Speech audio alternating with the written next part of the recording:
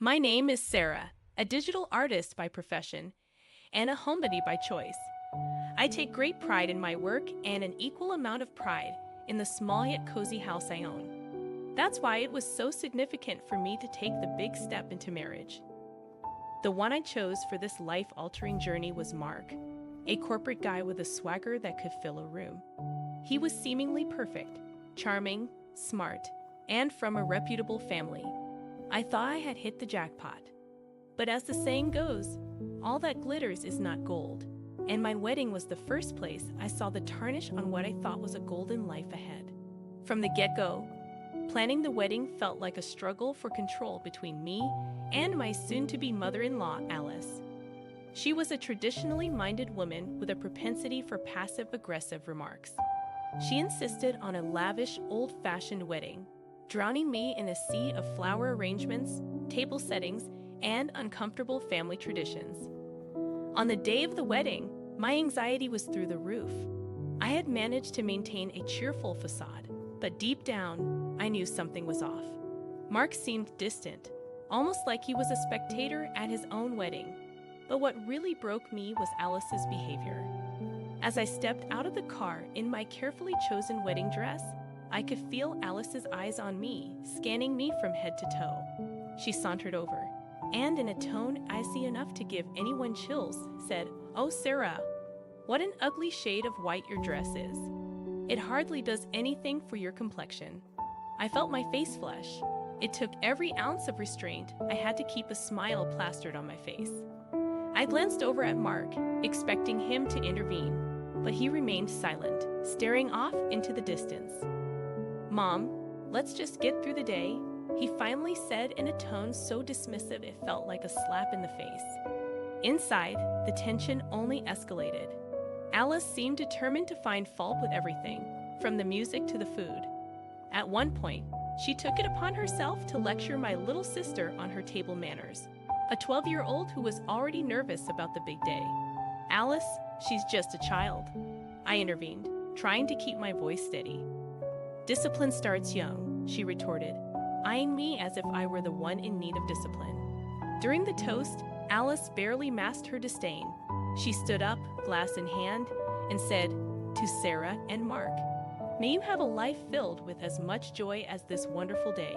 Her eyes met mine, and I knew wonderful was the furthest thing from her mind. Again, I looked to Mark for support. He raised his glass, but said nothing, his eyes avoiding mine, as if the love we professed was a lie we both chose to live. That's when it hit me. I was on my own in this marriage, wedged between a man who refused to stand up for me and a mother-in-law hell-bent on making my life miserable. The day that was supposed to mark the beginning of our happily ever after felt more like the prologue to a grim tale. As we drove off to our honeymoon, me clinging to my bouquet like a shield against the battles to come, I realized that this wedding was an omen, a prelude to the struggle that lay ahead. Mark was physically beside me, but in every way that mattered, I was horribly, dreadfully alone. That's how our marriage started, with the sinister undertones of a wedding that wasn't really a wedding but a theater of pretense. Little did I know that this was just the beginning and worse was yet to come. After the wedding and a strangely muted honeymoon, Mark and I moved into my house. I was thrilled at first. I'd always envisioned married life as an unbroken series of tender moments and shared laughter, a never-ending honeymoon of sorts. How naive I was. I had not accounted for Alice, who seemed to see my house as enemy territory she needed to conquer. Just weeks into our marriage, Alice began visiting regularly, arriving unannounced and pushing open the door as if she owned the place. Each visit was like a whirlwind of criticism and passive-aggressive comments that turned my peaceful abode into a combat zone. On one such occasion, I had just prepared dinner, carefully following a recipe I found online. I was excited to share it with Mark, but when Alice just breezed in, she took one look at the meal and scrunched up her nose in disapproval. "Sarah, when will you learn to cook like a real wife?" she said, poking at the lasagna as if it were a science experiment gone wrong. I clenched my jaw, forcing a smile. "Well, it's a new recipe. I thought Mark might like a change," I said, Alice smirked. Mark has been eating my cooking for years. He won't know what good food is if you keep serving him this slop.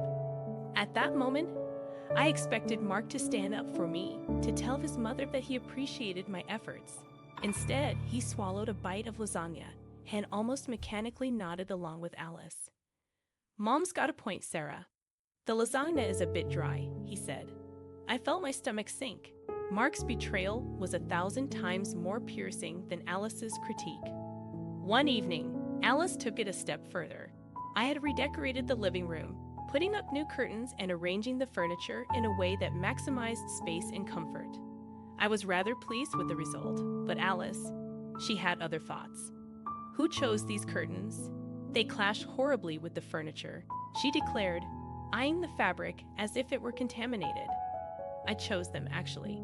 I thought they added a bit of color, I responded, my voice shaking more than I would have liked. Color? Is that what you call it? I call it a mess, Alice retorted, chuckling as if she'd said something profoundly witty. Mark, who had been flicking through a magazine, looked up briefly and said, Mom might be onto something, Sarah. Maybe you could use her help in choosing the next set. Of course she could, Alice chimed in, wearing a self-satisfied grin. After all, I have years of experience making a house a home. Her words, delivered in that grating tone of hers, felt like a slap in the face. This was my home, a place I had built long before Mark or Alice stepped into it. Yet it was being colonized one criticism at a time, and the person who was supposed to be my partner in this life journey was aiding and abetting the invasion. It was then that I realized if the man who vowed to stand by me was not just permitting this emotional sabotage, but even then, in that moment of agonizing clarity, I couldn't fathom the depth of my isolation, the extent to which these two people would go to shatter the sanctuary I had built.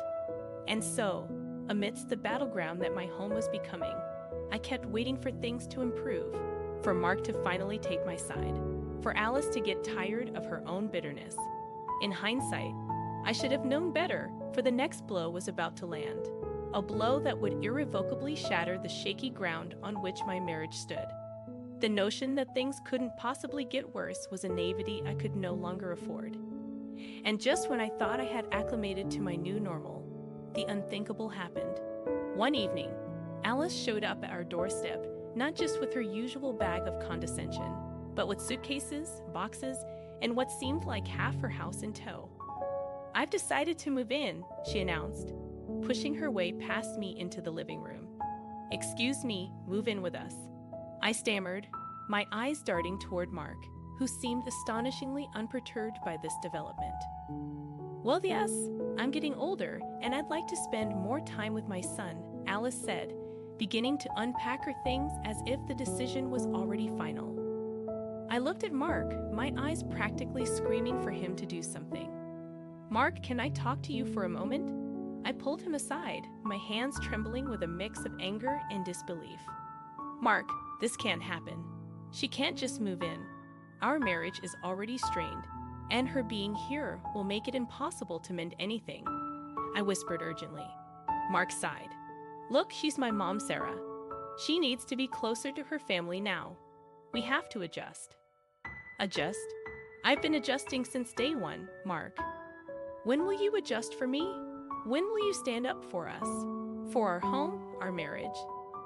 The words poured out of me like a dam breaking. Mark looked away, avoiding my gaze. She's already here, Sarah. It would be rude to ask her to leave now. So there it was. Alice moved in, and with her came a nightmare I had not dared to imagine. Every day was a new battle. She criticized the way I arranged the furniture, how I did the laundry, even how I breathed. And each time, Mark stood silently by, his apathy condoning her abusive behavior. But it wasn't just the daily nitpicking and criticisms that wore me down. It was the evident joy she took in making me miserable. One day, while cleaning the house, I discovered a bag of prescription medications hidden away in the kitchen cupboard. Pills for anxiety, depression, sleep disorders, the works. When I confronted her about it, she exploded. Who do you think you are snooping around my things? You are nothing, a guest in my son's life. And you have no business in my private affairs, she shrieked. A guest in my own house? The audacity was astonishing. But what was even more astonishing was that Mark, who had overheard the entire conversation, chose that moment to speak up, not in my defense, but in hers. Sarah, if my mom says they're private, then they're private. Stay out of it, he admonished, once again picking the wrong side of a very clear moral divide. It was a betrayal too great to comprehend fully, and I found myself numb, unable to react. That's when it dawned on me. Alice wasn't just a hostile mother-in-law. She was a predator, systematically breaking down my defenses and claiming my life as her territory. And Mark, he wasn't aloof or indifferent. He was complicit, actively or passively aiding her in the destruction of our marriage.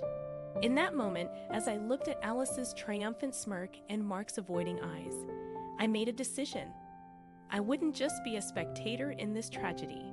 I would take control of my life, even if it meant breaking away from the people who were supposed to be my family. But as it turned out, fate had another curveball to throw my way, one that would finally compel me to act, to bring an end to this farce that my life had become.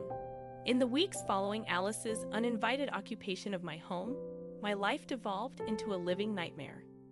The constant surveillance, the petty criticisms, and the ever-looming shadow of my mother-in-law made each day an exercise in emotional survival. Her reign of terror expanded from mere commentary on my cooking and decorating to include personal jabs about my looks, my intelligence, and even my worthiness as a spouse. One evening, as we all sat in the living room, Alice began picking at another one of my failures. This time, it was my career, or according to her, my lack of one. You know, a good wife would contribute more than just bad cooking to her family. A job wouldn't hurt, you know. Not that you'd be qualified for anything worthwhile, she sneered. Though her words were like daggers, I couldn't let her see me bleed. I have a job, Alice, I retorted, and my income is just as crucial to this household as Mark's is. Is that so? She raised an eyebrow. Then why are we living in your shabby little house rather than a home that reflects the dignity of my son? Before I could muster a response, Mark, who had been engrossed in his phone, chimed in. Mom's got a point, Sarah. You could be doing more. We could be doing better. It felt like a sucker punch. Each syllable was a betrayal, each word a new crack in the already fragile foundation of our marriage. As I struggled to hold back tears, Mark got up, patting his mother on the back as he left the room, leaving me alone with the she-wolf who had infiltrated my life. With Mark gone, Alice leaned closer and whispered, "You see, he'll always be my son. You're just the girl he settled for." I turned away, my body trembling with a cocktail of fury and humiliation. My eyes fell on our wedding photo, a staged moment of Fox happiness. How had I ended up here? When had my love story turned into a grotesque theater of cruelty? The nightmare escalated when one day I found something alarming while cleaning the kitchen, a small packet of unidentified pills stashed behind the spice jars. My mind raced through the possibilities. When I confronted Alice about it, her reaction was nothing short of explosive. "How dare you invade my privacy, you insolent child? It's none of your business," she roared, her face red with fury. For the first time, I didn't hold back. "This is my house, Alice, and what you're doing is illegal. This affects me too." Just then, Mark entered the room, visibly annoyed. "What's going on here? Ask your wife. She's turned into a detective, snooping through other people's stuff." Alice spat, throwing me a venomous look. Mark turned to me, his voice icy. "Sarah, why can't you just let things be? Why are you causing problems?" That's when it hit me. There was no team in this marriage. Mark wasn't just failing to protect me. He was actively siding with the enemy. I felt like a stranger in my own home, suffocating under the weight of their combined disdain. But little did they know, their actions were only stealing my resolve. I would not be cowed. I would not let them break me. I would survive this nightmare and emerge stronger. And as events soon unfolded, I would get an unexpected opportunity to turn the tables, to to finally reclaim my life and self-respect from the clutches of this unholy alliance. Mark's friend Jake was throwing a party, and despite my reservations about appearing in public as the happy couple, I was practically forced to attend. Maybe part of me also wanted a brief respite, a night off from the persistent nightmare that my home had become. "Come on, Sarah, it'll be good for us. We need a break," Mark insisted, his words more an instruction than a request. We arrived at Jake's lavish house, and for the first half hour or so, everything seemed normal. People laughed, glasses clinked, and music filled the air. But as the night wore on, I realized Mark was increasingly distant. He mingled, but more with others than with me. And when I did catch his eye, he seemed almost irritated by my presence. Then Mark vanished. One moment he was there, and the next he was gone. After searching unsuccessfully among the guests, I started to check the less populated areas of the house. That's when I heard it. A soft giggle followed by a voice unmistakably Mark's. My heart sank even before I reached the door from which the sounds emanated. Taking a deep breath to brace myself for whatever lay beyond, I'd opened the door. There he was, Mark, entangled with another woman, neither of them noticing my entrance. For what felt like an eternity, when they finally did, the look on his face wasn't one of guilt or regret. It was annoyance. "Sarah, what the hell? Haven't you heard of knocking?" Mark snapped, as if I was the one in the wrong. "Knocking? Are you serious? What are you doing, Mark?" My voice trembled, not with sadness, but with fiery rage. "Just catching up with an old friend," he replied, a smirk replacing his initial annoyance. The room spun around me. Catching up? Is that what we're calling it now? I couldn't contain my contempt. His face turned red, a mixture of embarrassment and fury. "You're making a scene. Let's talk about this at home," he said. But I was done talking. I was done with the humiliation, the abuse, and the blatant disrespect. I stormed out, my entire body shaking. Mark didn't follow me. He didn't even call out as I left. I went home alone, my mind racing, but surprisingly clear. A line had been crossed, a boundary irrevocably broken. The next morning, Mark sauntered into the house as if nothing had happened. It was then that Alice, ever the opportunist, decided to intervene. "I heard about last night," she began, her voice dripping with Fox concern. "You should know better than to embarrass yourself and my son like that." That was the last straw. "Embarrass me? You have the audacity to talk to me about embarrassment after everything you and your son have done." My voice rose, each word fueled by months of pent-up anger and frustration. Alice reached for her phone. "If you don't calm down, I'll call the police." "Go ahead," I said, locking eyes with her as I dialed my own number into the phone. "They might be interested in the package in the kitchen cupboard." Mark looked puzzled, then alarmed. But before he could say anything, the doorbell rang. As I opened the door to the police officers, I felt a strange calm wash over me. It was as if all the chaos, all the pain, had crystallized into this singular moment of clarity. It was time for my nightmare to end and for theirs to begin. The police officers were puzzled but professional. "We received a call about a domestic disturbance," one of them inquired. "Yes, and while you're here, I think you should check our kitchen cupboard. I found something that you might find interesting," I responded, meeting Alice's eyes as I spoke. Her face went ashen, and for the first time, I saw the flicker of fear replace her habitual sneer. "What is she talking about, Mom?" Mark looked from me to his mother, his confusion giving way to panic.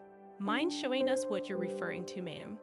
The officer's gaze was stern but curious as I led them to the kitchen and pointed to the cupboard. Mark's voice wavered in a desperate tone. "Mom, what did you do?" The officers found the packet of pills and immediately turned to Alice. "Ma'am, you'll need to come with us." "But those aren't mine," Alice stammered, her voice quivering with disbelief. "That can be sorted out later. For now, you are under arrest," the officer replied, cuffing her as she shot me a look of raw, impotent rage. After the police had taken Alice away, I turned to Mark, who seemed on the verge of a breakdown. Is this what you wanted, Sarah? To destroy this family? Destroy this family? I echoed incredulously. Mark, you and your mother destroyed this family long before today. You cheated on me, belittled me, allowed your mother to abuse me in my own home. The destruction was your doing, not mine. He looked at me, his eyes narrowing. So what now? Divorce? Is that what you want? For the first time, Mark, it's not about what you or your mother want. It's about what I deserve. And yes, I deserve better than this farce of a marriage. Within weeks, the divorce proceedings were underway. I couldn't say it was a pleasant experience, but it was necessary. The trial that followed was the reckoning for both Mark and Alice. My soon-to-be ex-husband was exposed for the spineless enabler he was, while his mother received a 5-year prison sentence for possession of illegal substances. As I sat in the courtroom, watching Alice being led away, a wave of mixed emotions washed over me. Victory, certainly, but also a profound sadness for what could have. Should have been a loving family. Mark caught my eye and looked away, unable to hold my gaze. The man I had married was a stranger, one I was finally free from. I walked out of the courtroom, my heels clicking on the marble floor like the ticking of a clock. Each step took me further away from the nightmare my life had become. As I stepped into the sunlight, I realized that this was not just an ending but also a new beginning. The years that followed were about rediscovery and healing, and though the scars remained, they served as a constant reminder of my own strength, resilience, and self-worth. The nightmare was over, but the lessons it taught me would last a lifetime. I had faced the worst and survived, emerging not as a victim, but as a woman who would never again settle for anything less than what she deserved.